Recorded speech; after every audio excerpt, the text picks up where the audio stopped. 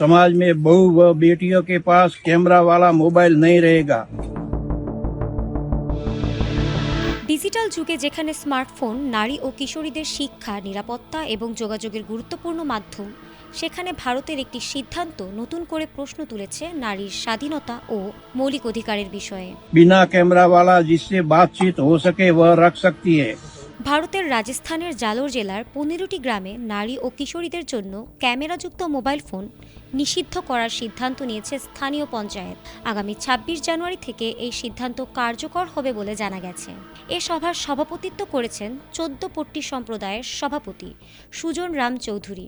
ইতোমধ্যে সামাজিক যোগাযোগ মাধ্যমে এই ভিডিওটি ছড়িয়ে পড়েছে, যা মুহূর্তেই ভাইরাল হয়ে গিয়েছে, যেখানে বলা হয়েছে নারীরা কেবল কিপ্যাড মোবাইল ফোন ব্যবহার করতে পারবেন, কিন্তু ঘরের বাইরে বের হওয়ার সময়ও তার সাথে নিয়ে যেতে পারবেন না।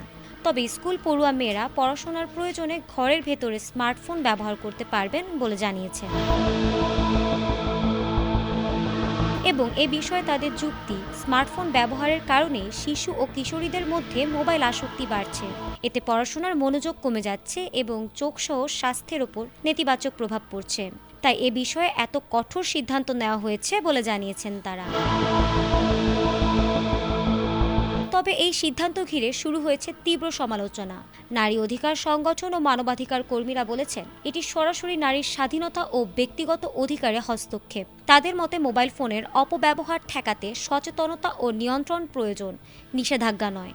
এমন সিদ্ধান্ত নারীদের ডিজিটাল জগৎ থেকে আরও পিছিয়ে দেবে। প্রযুক্তির সঠিক ব্যবহার শেখানোর বদলে একে নিষিদ্ধ করা ভবিষ্যতের সামাজিক বৈষম্য আরও বাড়াতে পারে বলে মনে করছেন নারী অধিকার সংগঠন ও মানবাধিকার কর্মীরা।